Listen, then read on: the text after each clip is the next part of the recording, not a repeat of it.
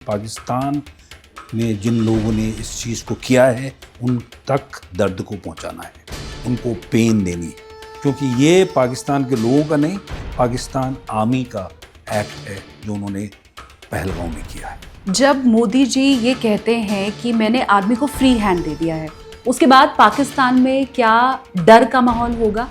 निश्चय 2 बजे की नींद सबकी खुल रही होगी। इसके लिए क्या कोई टाइम फ्रेम होता है सर? इसमें हमको बिल्कुल करना है, समय हमने चुनना है।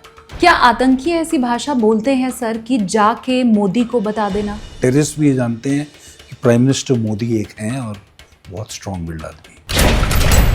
अगर जंग होती है, अगर युद्ध जैसी स्थिति बनती है, तो पाकिस्तान भारत के सामने 7 दिन भी नहीं टिकेगा। वॉर से थोड़ा नीचे बहुत से मल्टीपल ऑप्शंस हैं जिसमें हम पाकिस्तान आर्मी को पनिश कर सकते हैं। ये मुझे लगता है भारत के लिए एक टर्बुलेंस जरूर खड़ा किया गया है। डेफिनेटली टर्बुलेंस में तो हैं और ऐसे ही चले तो क्रैश हो जाएंगे। पाकिस्तान को माफ़ करना एक गलती हो, जो कि प्रधानमंत्री के शब्दों से क्लियर है कि इसके आंकड़ों तक हमने पहुंचना है और उनको सजा देनी है।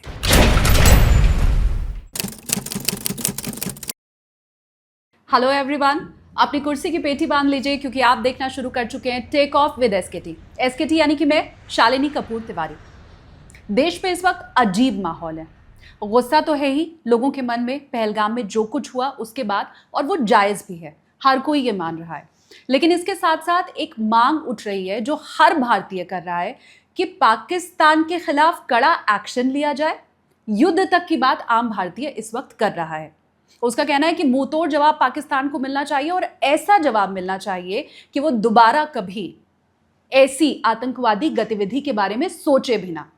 लेकिन ये मेरे और आपके आम भारतीय के मन की बात हो सकती है। वॉर एक 3 अक्षर का नहीं बल्कि बहुत बड़ा शब्द होता है, एक ऐसा शब्द जिसका खामियाजा कई पीढ़ियां शायद भुगतती हैं, और शायद आज के वक्त में किसी को सबक सिखाने के लिए वॉर की ज़रूरत भी ना पड़े। उससे भी कई बड़ी चीज़ें आ चुकी हैं और मुझे लगता है वो हमारी सरकार को, भारत को, हम सबको आती हैं। अब मेरे और आपकी भावनाओं से ऊपर उठकर भारत ने जो एक्शन लिया है उसका लॉन्ग टर्म इफेक्ट क्या रहने वाला है? मोदी जी एक मीटिंग करते हैं और उसके बाद ये कह देते हैं कि मैंने सेना को छूट दे दी है कि जगह, समय सब तुम डिसाइड करो, खुली छूट है। इसका क्या मतलब होता है? आधी रात के समय अगर पाकिस्तान के मंत्री को प्रेस कॉन्फ्रेंस करने पड़े 2 बजे रात में, तो क्या वो घबराहट ही है जैसा मैं और आप सोच रहे हैं, या उसके पीछे की रणनीति और वजह कोई और है? ये जानने के लिए हमें किसी एक्सपर्ट की ज़रूरत थी जो संतुलित जवाब में समझा सके आपको, और इसीलिए आज हमारे साथ हैं लेफ्टिनेंट जनरल अनिल कुमार भट्ट जी। आपको मैं बता दूं कि भारतीय सेना के पूर्व सैन्य सचिव वो रह चुके हैं। डायरेक्टर जनरल मिलिट्री ऑपरेशन रहते हुए डोकलाम संकट जिस वक्त देश में आया था उस समय उन्होंने सेना की रणनीति संभाली। 15 कोर श्रीनगर के कमांडर रहते हुए आतंकवाद के खिलाफ बड़ी कामयाबी देश को दिलाई। कई सैन्य सम्मान से उन्हें सम्मानित किया जा चुका है। तो अब देर नहीं करती हूँ, लंबी बात मैंने कर दी है, अब लंबी चर्चा हम उनके साथ करते हैं और उन्हें बोर्डिंग पास देते हैं। बहुत स्वागत है सर आपका। थैंक यू, धन्यवाद। मुझे बड़ी खुशी है कि मैं आपके प्रोग्राम में आया हूँ। Thank you sir. सबसे पहली चीज़ जो आपसे मैं समझना चाह रही हूँ, क्योंकि जो हो गया उसके ऊपर बहुत लंबी चर्चा देश में अब तक हो चुकी है, लेकिन अब जो हो रहा है इंडिया की तरफ से, अभी तक जो भी कदम उठाए गए हैं, चाहे मैं उसमें सिंधु जल संधि को रोकने की बात हो या बाकी कदम की बात हो जिसमें वीज़ा रद्द किए गए और तमाम कदम, उन्हें आप कैसे देखते हैं? देखिए, जो हुआ पहलगांव में एक बहुत ही, जिसे कहते हैं, 27 लोगों की जानें जिसमें गई, और यही नहीं, उसको इस तरीके से किया गया कि पूरे देश में एजिटेशन हो, क्योंकि पूरे देश के नागरिक, हर प्रांतों के, बहुत सारे प्रांतों के लोग उसमें थे। और क्या थे वो कि निहत्थे यात्री थे जो कि एक विश्वास से कश्मीर में घूमने के लिए गए थे, और साथ ही एक रिलीजियस मैसेज भी देने की कोशिश की। पूरा एम तो पाकिस्तान का ये था कि भारत के अंदर कॉम्युनल राइट्स हों, भारत की स्ट्रॉन्ग गवर्नमेंट को कमज़ोर दिखाया जाए कि वो अपने यात्रियों को बचा नहीं पाए, और एक ऐसा रिएक्शन हो जिसका फायदा किसको होता।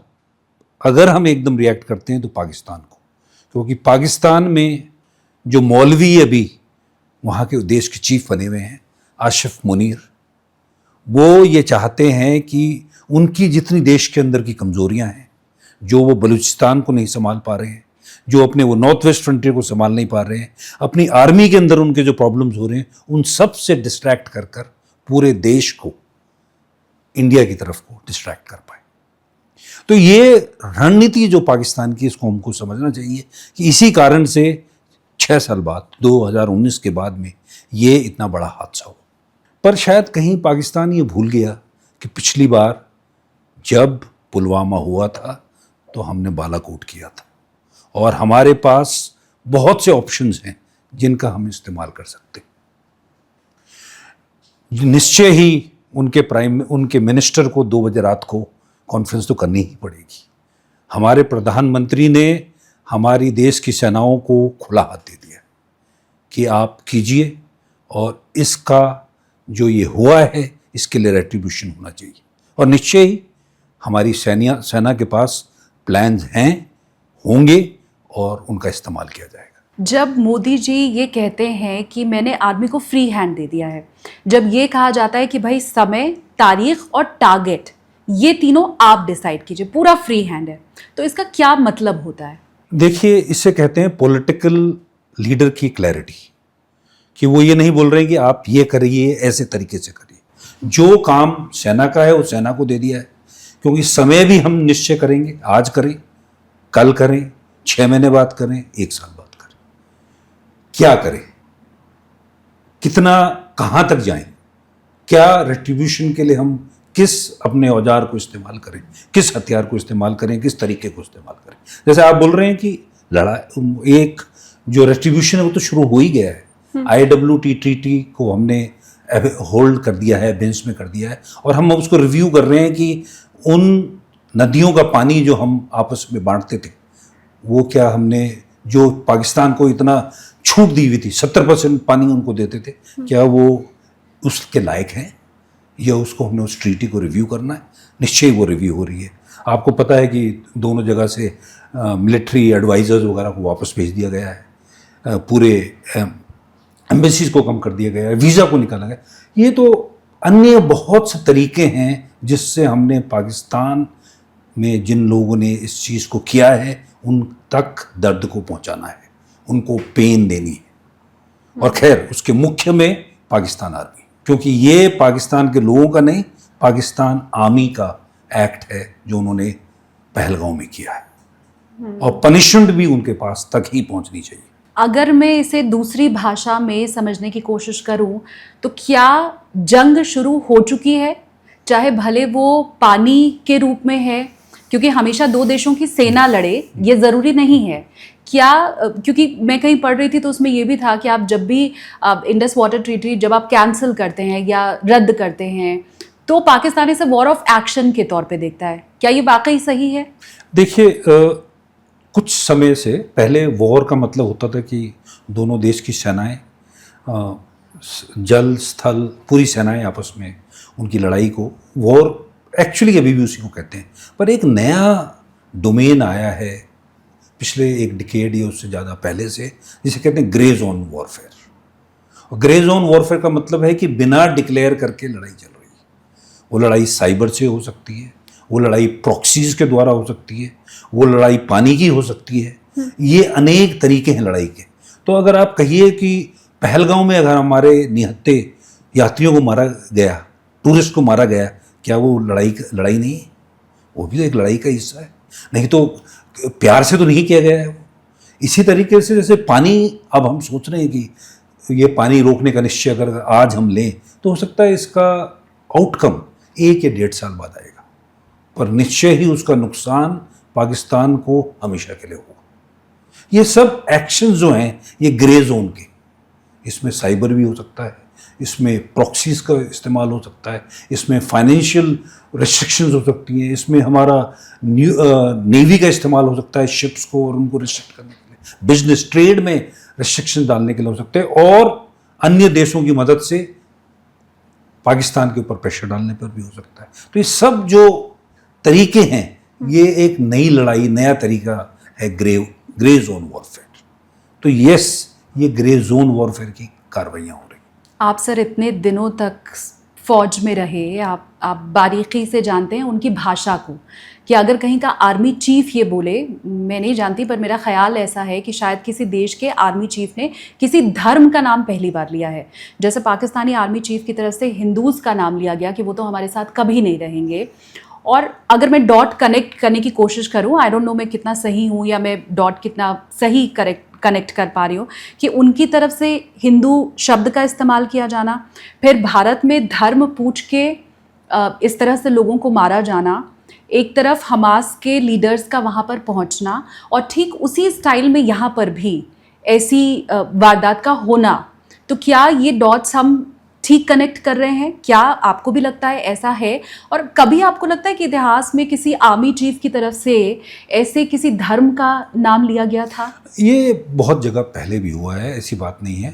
पर ये टू नेशन थ्योरी का जो उन्होंने फिर से गुहार दी, आवाज़ उठाई, वो रिसेंट टाइम्स में जरा मतलब एक चीफ ने जो किया है वो नया है। नहीं तो उनका तो हमेशा ही पाकिस्तान का रेज़ों दे तहरी इस पर बेस्ड है कि वो अलग धर्म के हैं। नहीं तो वो देश बना ही क्यों है? वो एक पर्टिकुलर रिलीजन के लिए बना है, और उनमें हम में फ़र्क यही है। भारतवर्ष हिंदुओं का नहीं, सब धर्म वालों का देश है, और हमको इस बात पे गर्व है। हाँ, हमारी मेजॉरिटी हिंदू है, पर हमारे यहाँ सब धर्मों को उतनी ही बराबरी दी जाती है। और तभी जो ये ट्रिगर करने की कोशिश की जा रही है, एक हिंदू मुस्लिम डिवाइड, हमको ये इंश्योर करना है कि ये एक कोशिश है फिर से इंटरनल रिफ्ट करने की, वो ना हो। कश्मीर में, क्योंकि अब सर बात तो ये हो ही रही है और होगी भी, वर्ल्ड में किसी भी जगह अगर ऐसी कोई घटना होती है तो वो बिना इंटेलिजेंस फेलियर के नहीं संभव है। और अगर इसकी बात इस केस में भी उठ रही है, तो आपको लगता है कि ये सिर्फ एक वजह रही होगी? देखिए, इंटेलिजेंस फेलियर बहुत ही स्ट्रॉन्ग वर्ड है इसके लिए, और मैं वहाँ रहा हूँ, मैं वहाँ ग्राउंड में मैंने नौकरी की है। देखिए, अगर आप देखें पिछले 4-5 साल में जिस हिसाब से टूरिज़्म बढ़ा है, जिस हिसाब से लोग लाल चौक और सब जगह घूमने लगे, जब टूरिज़्म इतना ज़्यादा बढ़ेगा तो वो शांति का एक इशारा था। तो टेररिज्म का एक्ट तो कहीं भी हो सकता है दुनिया में, और अगर सिक्योरिटी उस हिसाब से रखी जाए जो कि हम आज से 10 साल पहले रखते थे या 5 साल पहले रखते थे, तो हमको लोगों को उन जगहों में जाने के लिए रिस्ट्रिक्ट करना पड़ेगा। तो एक बैलेंस होता है गवर्नमेंट का कि भाई आप इस इलाके को फ्री कर रहे हैं, उस इलाके को लोगों को जाने दे रहे हैं। अगर वो जा रहे हैं तो रिस्क तो है ही। हाँ। और एक चीज़ जरूर थी कि क्योंकि टूरिस्ट के जाने से कश्मीर के हर आदमी को फ़ायदा हो रहा था। हिस्टोरिकली टूरिस्ट के ऊपर कभी अटैक नहीं हुआ। जो टूरिस्ट पे अटैक भी हुआ वो सिर्फ यात्रा वाला था और एक पर्टिकुलर मैसेजिंग होता था। नहीं तो टूरिस्ट के ऊपर, चाहे डल लेक पर हो, चाहे गुलमर्ग में हो, ये चाहे कहीं भी हो, अटैक नहीं हो रहा था। और इससे फ़ायदा किसको हो रहा था? लोकल कश्मीरीज को हो रहा था। और लोकल कश्मीरीज इस फ़ायदे को देखते हुए भी इंश्योर कर रहे थे कि प्रोटेक्शन रहे कुछ हद तक। अगर आप देखिए जो रिएक्शन कश्मीर में हुआ है इस बार पहलगांव के टेररिस्ट एक्ट के बाद, जो लोग बाहर उमड़े हैं, निकले हैं, जो कैंडल लाइट की एक्टिविटी हुई है, हाँ। वो ये जाहिर करता है कि हमारी जीत पाकिस्तान से बेटर। हमको पॉजिटिव्स देखने चाहिए कि पाकिस्तान की कोशिश तो ये थी कि पूरे देश के अंदर कॉम्युनल आग लग जाएगी, पर जो रिस्ट्रेन पूरे देश ने, सरकार से लेकर लोगों ने दिखाया है, वो सचमुच ही सराहनीय है। मैं प्राउड हूँ एज ए इंडियन कि ऐसा हुआ। ये तो स्लिपेजेस तो होंगे। अब इमिडिएटली बायसरन में 80 किलो 30-40 मिनट तक कोई जा नहीं पाया, इतनी दूर वो जगह थी। वो ऐसी जगह है कि मैं कश्मीर में रहते हुए वहाँ गया हूँ, एक दूर आइसोलेटेड जगह है। थोड़ा आप बताइए ना सर, वो इलाका कैसा है? देखिए, पहलगांव वैली कश्मीर की एक बहुत ही सुंदर वैली है, और पहलगांव वो जगह है जहाँ से हमारी अमरनाथ यात्रा की भी शुरू होती है। उससे और ऊपर और ऊंची पहाड़ियों में 12,000 क्रॉस करके जब जाते हैं तो हम अमरनाथ जी की केव पर भी जाते हैं। इस इलाके में जो इलाका है, पाइन है, मेडोज हैं, ये लोग कहते हैं स्विट्जरलैंड की तरह है। मैं कहता हूँ स्विट्जरलैंड से ज़्यादा सुंदर है। मैंने स्विट्जरलैंड भी देखा है और ये देखा है, और मुझे कोई शक नहीं है कि पहलगांव का इलाका, वहाँ का रिवर, वहाँ की मेडोज़, वहाँ की आम हवा बहुत ही अच्छी है। पर ये कुछ ऐसी जगह थी जैसे बैसरन है, जहाँ जाने पर, पहुँचने पर कोई गाड़ी नहीं जा सकती। आपको 30 से 40 मिनट तो लगेंगे ही पैदल जाने के। अच्छा क्या हो रहा था कि इतने टूरिस्ट वहाँ जा रहे थे और टूरिज्म वो था। पर हाँ, स्लिपेज ये है कि कोई किस्म की कोई पुलिस चौकी या कुछ kind of protection, preventive protection तो वहाँ पर होना चाहिए था। तब भी हो सकता है टेररिस्ट कोशिश करते, हाँ। पर कम से कम उनको रोकने वाला कोई होता। हो सकता है कैजुअलिटी इतनी नहीं होती। ये एक स्लिपेज है डेफिनेटली। पर जहाँ तक इंटेलिजेंस का सवाल है, कुछ जो छोटे छोटे 3-4 टेररिस्ट के ग्रुप जो बाहर से आए हैं, जिनकी एक्टिविटीज आपको पता है कि साउथ ऑफ पीर पंजाल भी रही हैं, वो तो कहीं ना कहीं एक्टिवेट हुए हुए रखते हैं। पर ये कि वो एक टूरिस्ट स्पॉट पर आकर टूरिस्ट को अटैक करते हैं, ये शायद इसका अंदेशा या इसका असेसमेंट गलत हो गया। ये जो पहलगाम का पूरा इलाका है जिसके बारे में आपने समझाया, ये हमने टूरिस्ट के पॉइंट ऑफ व्यू से अभी आपसे समझा। मैं ये भी पढ़ रही थी कि वहाँ से, जैसा आपने भी बताया कि आपको आधा घंटा तो पैदल चलना ही पड़ेगा, या वो जो घोड़े होते हैं उनका सहारा लेना पड़ता है। तो अगर आप घायल भी हैं तो आपको हॉस्पिटल जाने में समय लगेगा और शायद तब तक कोई शख्स बचे ना। ये टूरिस्ट का पॉइंट ऑफ व्यू है। सर, इतना लंबा समय निकल गया है, हफ्ते से ऊपर में भी, अगर वो जो 5 टेररिस्ट पहुंचे, जिनकी फ़ोटो भी अब हमारे सबके सामने है, और वो पकड़ में ना आ पाए, तो अगर उनके प्रोस्पेक्टिव से मैं ये एरिया समझना चाहूँ। हाँ, तो देखिए, हाँ। अब ये इलाका है, ऊंचे पहाड़ों का इलाका है, 6000 से 12-13-14 हज़ार तक। और ऐसा इलाका है जिसमें सिर्फ गांव भी बहुत कम है, मुश्किल से गांव है। ऊपर के इलाके में तो गांव भी नहीं है। सिर्फ अब जैसे गर्मियाँ आ रही हैं तो अब पूरे हर्ड्समैन वगैरह, बकरवाल लोग उधर जाएंगे। ये अभी जाना शुरू हो गए होंगे, इस महीने शुरू हो जाते हैं। जैसी बर्फ़ पिघलती है, पासेस खुलते हैं, तो बाकी यहाँ पर हैबिटेशन भी नहीं है। तो इतना बड़ा इलाका है, और उस इलाके में 3-4 लोगों को कहीं छुपना ज़्यादा मुश्किल नहीं। पर ये कहते हुए मैं आपको ये ज़रूर एश्योर करता हूँ, उनके दिन गिने हुए। जैसे कि इजरायली आर्मी कहती है, they are dead man walking. उनको हम ज़रूर न्यूट्रलाइज करेंगे, ज़रूर उनको वहाँ पहुँचाएंगे जहाँ उनको जाना है। थोड़ा समय लगेगा, 2-3-4 दिन की बात नहीं है, पक्का उनको तो ऊपर जाना ही है। जब हम किसी से लड़ते हैं, ये तो मैं आम लोगों की बात कर रही हूँ, मेरी किसी से लड़ाई हो रही है, मैं घबराई हुई भी हूँ, मुझे लग रहा है कि ये मुझसे ज़्यादा ताकतवर है, तो कम से कम मैं दिखाती ऐसा नहीं हूँ कि मैं डर गई, मैं बताती ऐसा नहीं हूँ कि मैं तुमसे हार जाऊंगी। अगर 2 बजे रात में पाकिस्तान के मंत्री की तरफ से प्रेस कॉन्फ्रेंस की जाए, अब उन्हें भी इतना तो पता है कि मैसेज तो यही जाएगा ना कि आपने घबराहट में 2 बजे रात में प्रेस कॉन्फ्रेंस की है, अदरवाइज ये मैसेज तो आप सुबह 8 बजे 9 बजे भी दे सकते थे। तो उसके बाद भी, और उनका ये कहना प्रेस कॉन्फ्रेंस में आके, जो उन्होंने मैसेज दिया उसमें ये आकर के कहना कि हमारे पास पुख्ता सबूत हैं, 24 से 48 घंटों में भारत पाकिस्तान पर हमला करेगा, जबकि भारत ने ऐसा कुछ नहीं कहा है। हमारे पीएम की तरफ से या रक्षा मंत्री की तरफ से मैंने नहीं सुना कि ये शब्द पाकिस्तान या कभी लिया गया हो। तो ये क्या उनकी मूर्खता है? ये मतलब आप कैसे देख रहे हैं इसे? देखिए, उन्होंने एक लक्ष्मण रेखा, एक रेड लाइन पार की, वो तो उन्होंने कर ली है। अब सब कुछ हमारे हाथ में, और उसकी सज़ा उनको मिलेगी। हो सकता है ये उनका तरीका है बाकी देशों को रैली करने का, हमारी रेट्रीब्यूशन से बचने के लिए, पर सज़ा उनको ज़रूर मिलेगी। आपने कहा हो सकता है ये उनका तरीका है बाकी देशों को अपने साथ लाने का। अब इसी पे मैं ये समझना चाहती हूँ कि चाइना तो हमेशा से ही हमदर्द रहा है पाकिस्तान का। इस पूरी घटना के बाद भी अभी तक चाइना की तरफ से कोई स्टेटमेंट ऐसा सामने नहीं आया है कि वो पाकिस्तान के साथ है। देखिए, गलत काम और ऐसा काम जब कि टेररिस्ट एक्ट किसी देश में हो, कोई भी रिस्पॉन्सिबल नेशन उसके लिए सपोर्ट तो नहीं देगा, और निश्चय ही चाइना ने भी कोई सपोर्ट नहीं दिया है। चाहे वैसे और चीज़ों में उनका सपोर्ट है,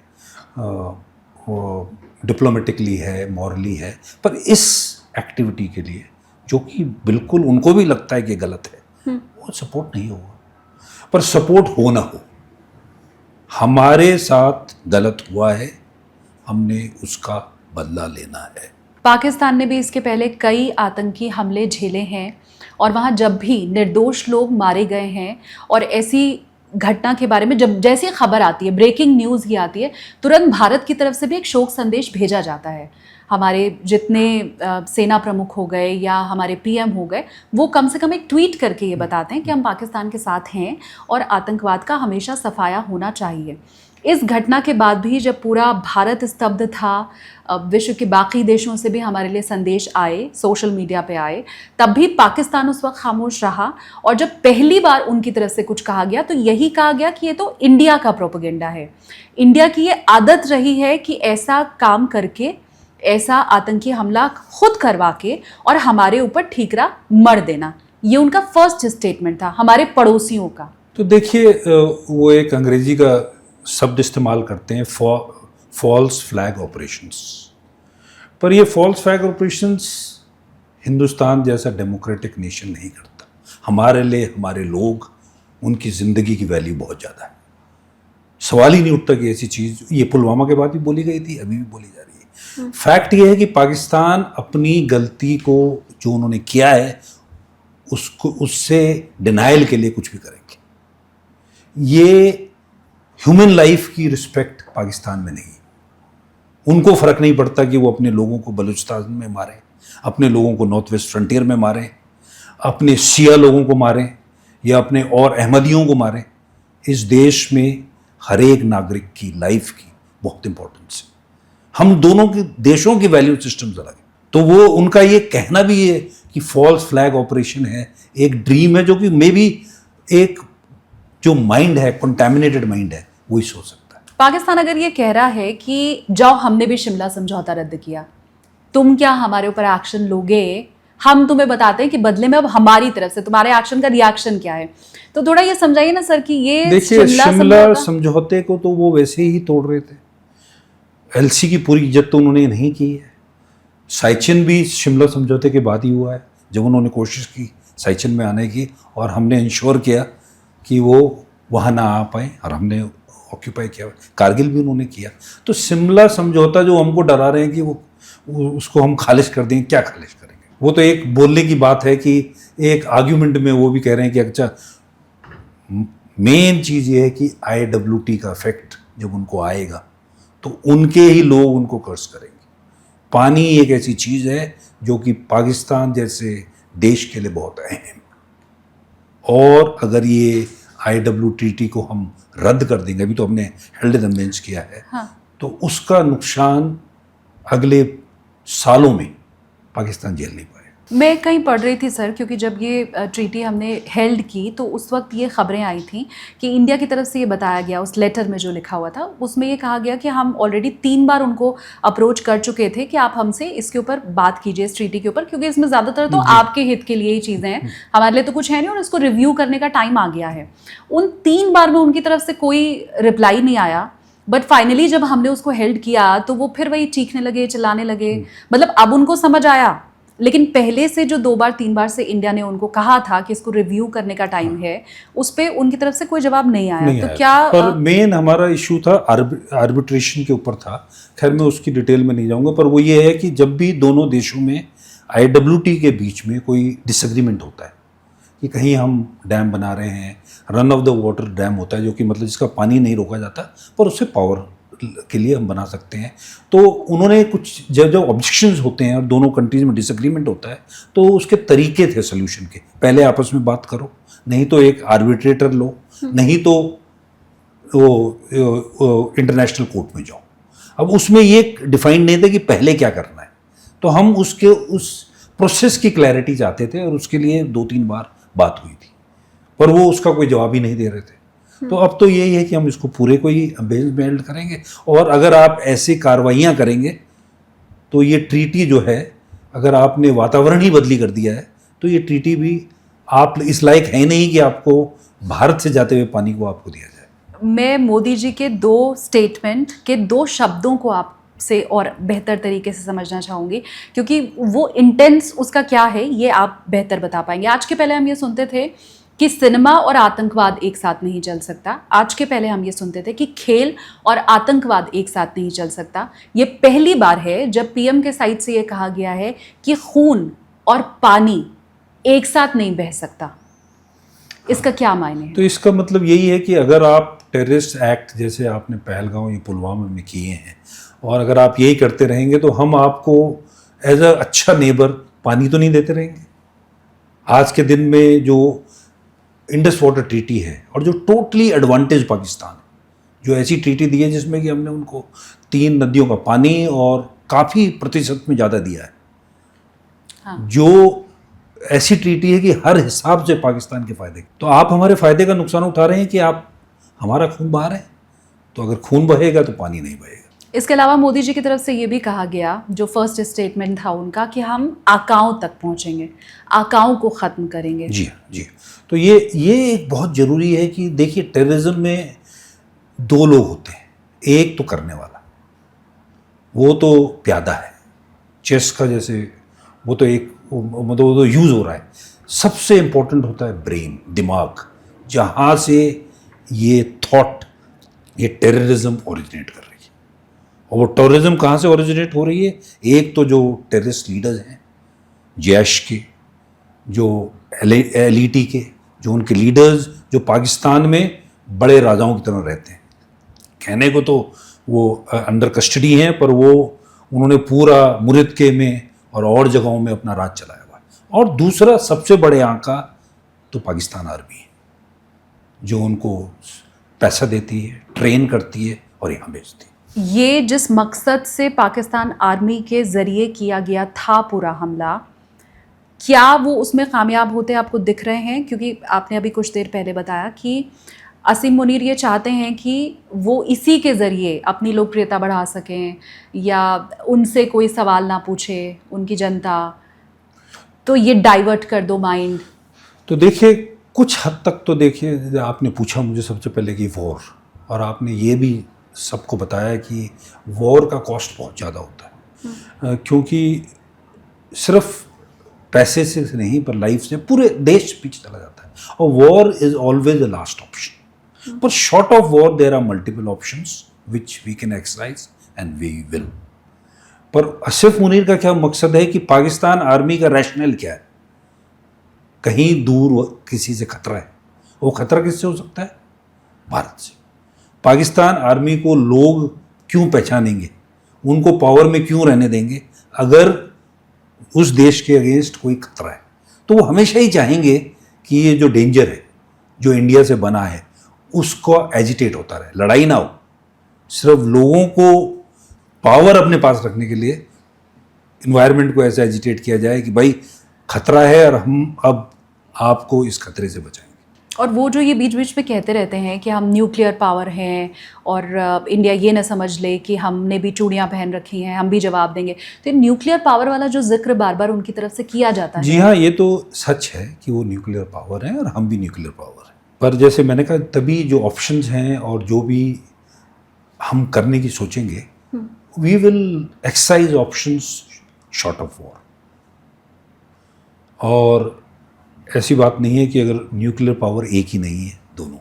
पहली बात तो उसकी जरूरत ही नहीं पड़ेगी, पर जो भी रिस्पॉन्स होगा वो एक मैसेज होगा उनको। मैं अगर एक लाइन में सिर्फ पूछूं कि ये पूरे घटनाक्रम के बाद भारत का एक्शन, मोदी जी की कही हुई बातें, वो तमाम जो मीटिंग्स ली गई जिसमें हमारे तीनों सेना प्रमुख भी मौजूद थे, रक्षा मंत्री जी थे, हाई लेवल मीटिंग, उसके बाद पाकिस्तान में क्या डर का माहौल होगा?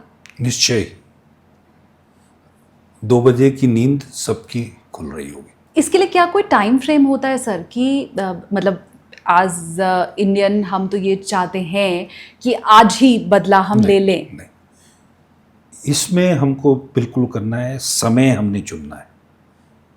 आज से लेकर 1 महीने, 1 साल, कुछ समय यह है कि राइट और अपॉर्चुन मोमेंट होना चाहिए। जल्दी रेट्रीब्यूशन में जो हम करना चाहते हैं उसके लिए कोई ऐसा ना ही गवर्नमेंट का जोर है और ना होना ही चाहिए कि इसको 1 दिन में या 15 दिन में या 3 हफ्ते में किया जाए। जिस दिन सही मौका होगा उस दिन हम करेंगे, क्योंकि जब हमने ये रेट्रीब्यूशन, ये स्ट्रॉन्ग एक्शन लेना है, हमको ये भी इंश्योर करना है कि हमारी अपनी कैजुअलिटीज ना हो, हमारा देश खुद प्रिपेयर्ड हो एज एक्शन। क्या आतंकी ऐसी भाषा बोलते हैं सर कि जाके मोदी को बता देना? क्या किसी भी आतंकी हमले के पीछे उनकी ये मंशा होती है कि वो मैसेज ये दें कि जाके अपने प्राइम मिनिस्टर को बता देना? ये आतंकियों की भाषा रहती है? देखिए, ये हमारे जब भी कोई एक स्ट्रॉन्ग लीडर होता है एंड उससे आइडेंटिफाई होता है कि सोर्स ऑफ स्ट्रेंथ और सोर्स ऑफ पावर वो है, तो वो आम पब्लिक भी उसको जानती है।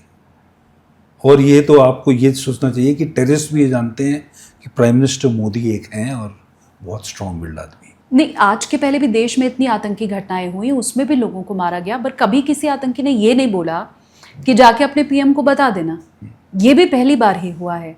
तो क्या इसे संदेह की नज़र से भी देखने की ज़रूरत है, या आपको लगता है सिर्फ मोदी की पॉपुलैरिटी के चलते ये है? बिकॉज जब भी स्ट्रॉन्ग और पॉपुलर लीडर होगा और आइडेंटिफाइड होगा पूरी दुनिया में, और आज के दिन में सोशल मीडिया से, आज के दिन में उससे लीडर जो मोदी जी की कैलिबर का होगा उसको टेररिस्ट भी जानेंगे।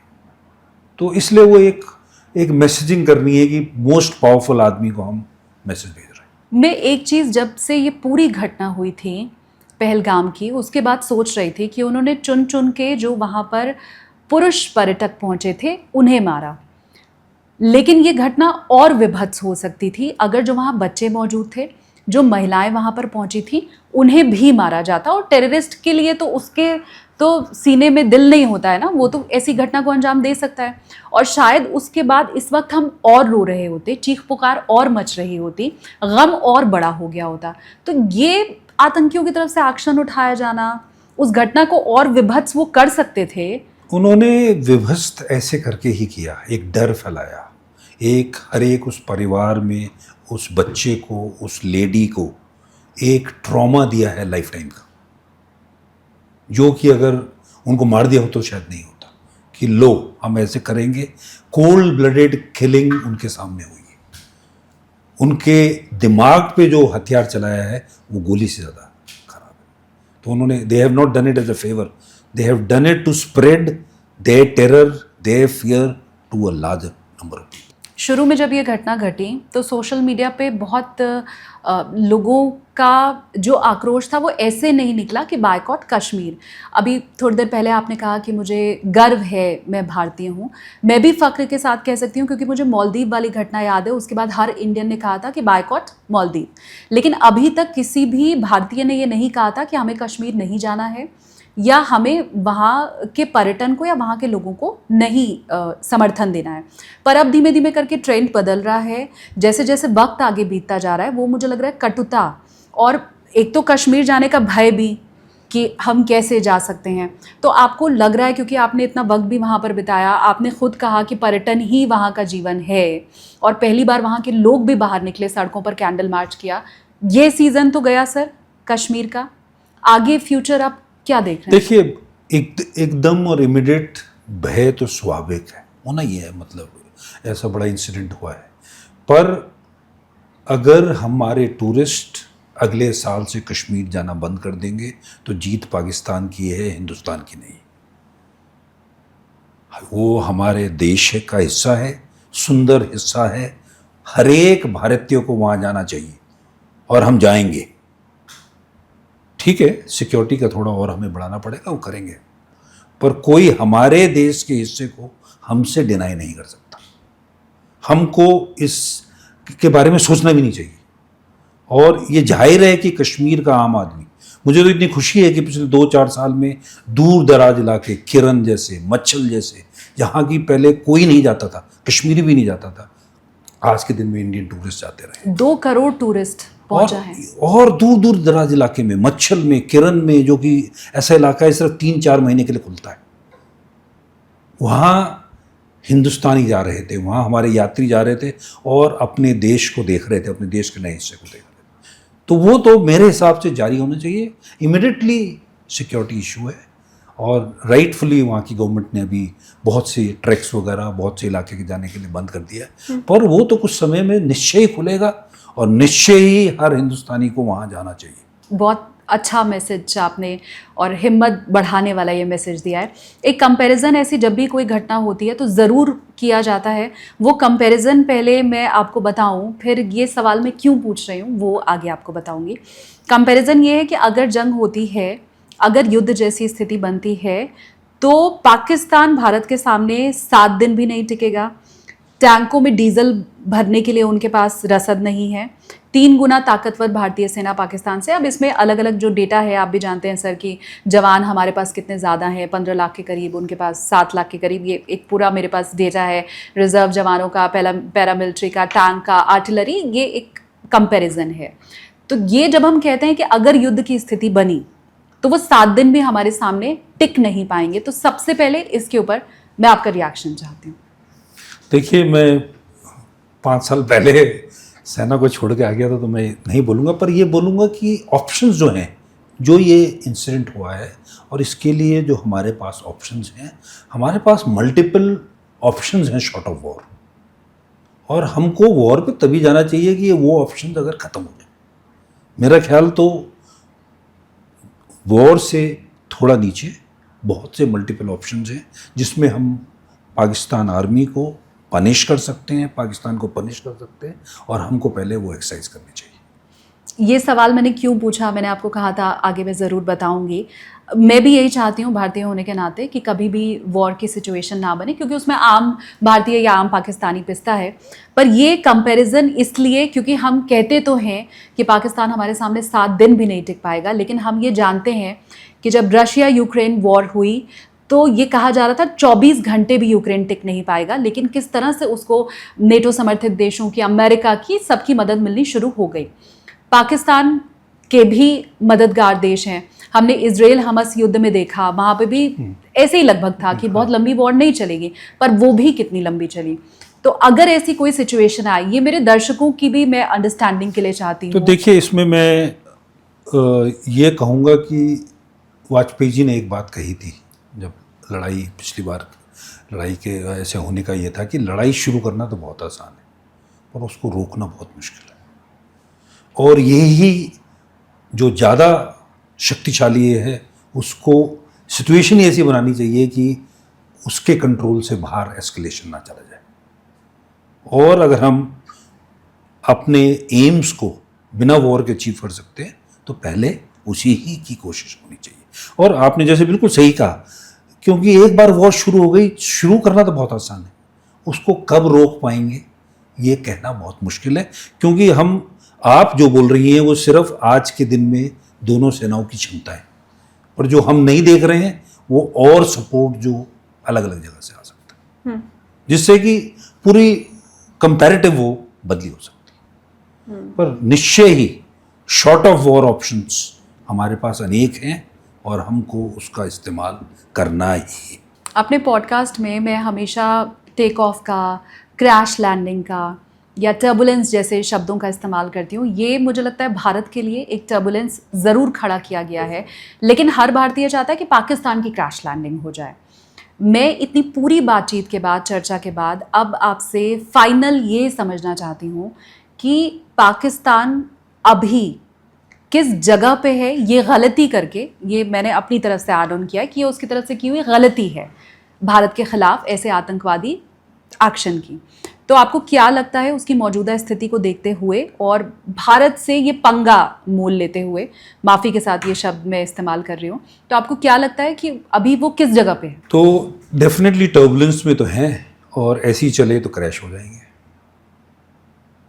तो आपने जो 2 शब्द बोले, टर्बुलेंस और क्रैश, अभी एक्सट्रीम टर्बुलेंस है और वो क्रैश की तरफ हो जा रहे हैं। और निश्चय ही भारतीय होने के नाते ऐसे इंसिडेंट के बाद में पाकिस्तान को माफ़ करना एक गलती होगी, जो कि प्रधानमंत्री के शब्दों से क्लियर है कि इसके आंकड़ों तक हमने पहुंचना है और उनको सजा देनी है। आप पूरी तरह आश्वस्त हैं जी इस चीज़ को लेके? जी। एक मैसेज मैं चाहती हूँ कि आप ज़रूर आखिर में इस देश के आम लोगों के नाम भी दें और कश्मीरियों के लिए भी दें, क्योंकि एक धारा 370 ख़त्म होने के बाद हम सब ने यही सुना था, सोचा था कि अब कश्मीर वैसे ही हमारा होगा जैसे बाकी देश का हिस्सा है। मैंने खुद ये महसूस किया रिपोर्टिंग के दरमियान सर कि पहले की जो स्थिति थी जब हम वहाँ पे जाते थे, हम इवन लाल चौक पे भी खड़े होते थे, तो हमें वहाँ के लोग भारतीय मीडिया समझते थे। ये मैंने अंदर से महसूस किया है। लेकिन बाद में जब धारा 370 ख़त्म हुई और हम वहाँ पे रिपोर्टिंग के लिए हम जर्नलिस्ट पहुँचे, तो जो युवा था वो तो हमें अपने ही तौर पे देखता था। हाँ, कुछ बड़े बुजुर्ग थे जो नहीं मानते थे। तो वो जो दूरियां ख़त्म हो रही थी, अगर वो वापस से खाई में बढ़ रही हैं, तो मैं चाहती हूँ आप प्लीज़ उसके लिए मैसेज दें। तो देखिए, इसमें हमको पहलगांव में जो हुआ है उसमें ये बहुत डिस्टिंक्टली पहचानना है कि ये कश्मीरियों ने नहीं किया है, ये पाकिस्तान ने किया है। और कश्मीर के लोग, कश्मीर की ज़मीन नहीं, ज़मीन तो है ही, कश्मीर की ज़मीन और लोग हमारे हैं। यह है कि कुछ प्रतिशत लोग जरूर ऐसे हैं जिन्होंने सपोर्ट दिया होगा, नहीं तो टेररिस्ट हवा में उड़ के तो नहीं आए, उनको तो निश्चय ही सज़ा मिलेगी। पर आम आदमी 95% कश्मीरी जो है वो आज भारत के साथ है, और वो जाहिर भी हुआ है जिस हिसाब से उन्होंने इस इंसिडेंट के बाद में रिस्पॉन्ड किया है, मुझे उस पर गर्व है। पर हमारे पूरे देश को ये देखना है कि हमको, कश्मीरी को, या एक धर्म को फॉलो करने वाले लोगों को दूसरे नज़रिए से नहीं देखना है। जो भी भारत में है वो हमारा हिस्सा है और वो हमारे साथ है। Thank you so much sir. लेकिन एक आखिरी सवाल, क्योंकि मैंने शुरू में मेरे व्यूवर्स को नहीं बताया कि sir director general of the Indian space station भी हैं, और अभी ऑफ कैमरा जब हमारी बात हो रही थी तो सर ने मुझे ये कहा था कि वो इंडिया में एलन मस्क को ढूंढ रहे हैं। तो थोड़ा सर अगर आप शॉर्ट में उसके बारे में बताएं। तो देखिए, ये अभी हमारे प्रधानमंत्री ने 2020 में निश्चय लिया कि स्पेस, जो कि सिर्फ इसरो के पास था, इसरो एक सरकारी ऑर्गेनाइजेशन है, उसको प्राइवेट सेक्टर के लिए खोल दिया जाए। और उसके बाद पिछले 4 साल में हमारे प्राइवेट सेक्टर में हमारे यंग यूथ स्टार्टअप्स ने 2 कंपनियों ने ऑर्बिटल लॉन्च कर लिए हैं, 5 कंपनियों ने सैटेलाइट बना दिए हैं, और वो क्षमताएं बढ़ रही हैं जो कि हमको दुनिया में सबसे उत्तम देशों में रखती है। तो हमारी जो आज की स्पेस की कैपेबिलिटी है, सिर्फ सरकार की नहीं, इसरो की नहीं, हमारे प्राइवेट सेक्टर की भी कैपेबिलिटी दुनिया में वर्ल्ड स्टैंडर्ड की। और ये इनमें से, इन्हीं स्टार्टअप में से एक एलन मस्क से और आगे ब्रह्मांड में, मून से और मार्स से आगे, मंगल से भी आगे हमको ले जाएगा। Thank you so much sir, आपने इतना टाइम दिया, और ख़ासकर कश्मीर के लिए और पहलगाम के लिए, और जो आपने मैसेजेस लोगों को दिया उसके लिए बहुत शुक्रिया आपका सर। Thank you.